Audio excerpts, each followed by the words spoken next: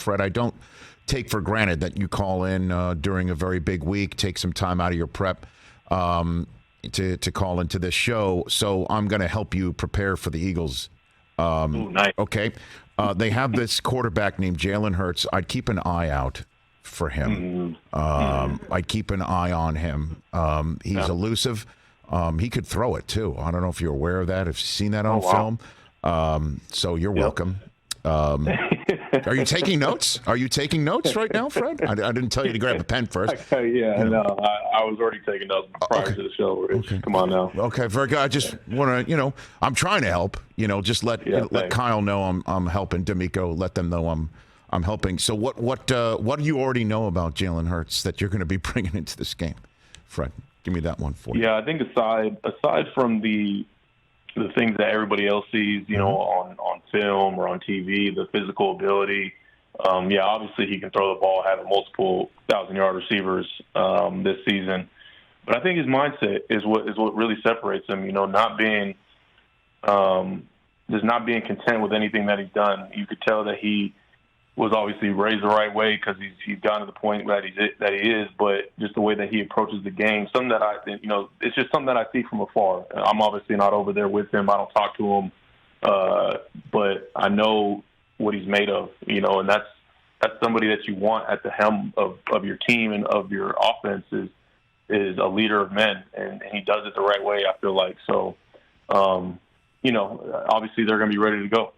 By the way, I love what you just said, Fred, because I don't think that gets enough conversation, certainly in the national media or in the media at all, when we're talking about who goes against who and X's and O's and all that. But so you're essentially noticing from afar how he handles his business, is what you're saying, right? Yeah, I mean that's just something that I've seen from afar, and like I said, I'm not there. I go off of how his teammates speak of him, his coaches, other players around the league, and it's something that I take to heart as a player. Something that I try to do is play the right way and I study different mindsets amongst players and the greats, and he's doing it the right way.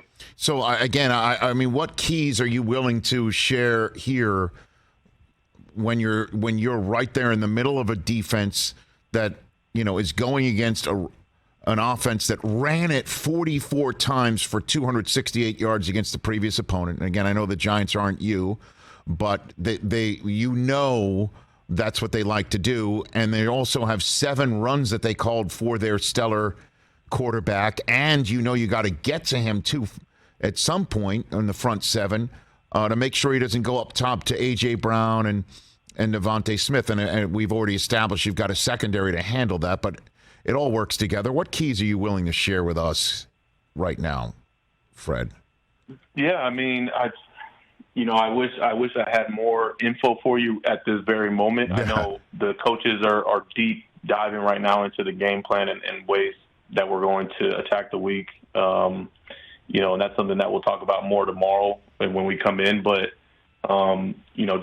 just from watching myself, you got to stop the run. And that's every week, honestly. That's every week. That's the goal, but it's easier said than done. And that's what everybody wants to do at this time of year. That's what winning football is being able to control the time of possession, impose your will on your opponent by running the ball. And, I think that's obviously what our mindset will be, and however they want to run the ball with Jalen, with Miles, with whoever. They have a great O-line and great weapons, so we got to be on top of it. Are you getting the sense, speaking of coaches, that these are your final snaps with D'Amico Ryans, no matter how off of this game or two? Fred, you getting that sense? I mean, just obviously because I'm like D'Amico's almost like just like a older brother, or like what type of figure you want us to call it. For me, I hope it is, which sounds funny because I would never want him to leave, and I would never want to play for anybody else other than him. But I hope it is, man. He deserves it. He's ready. He's more than ready to go be a head coach somewhere and help a team go be great. And I know he's going to do an amazing job when he does. Catch the Rich Eisen Show every single day on the Roku channel, 12 to 3 Eastern, for free.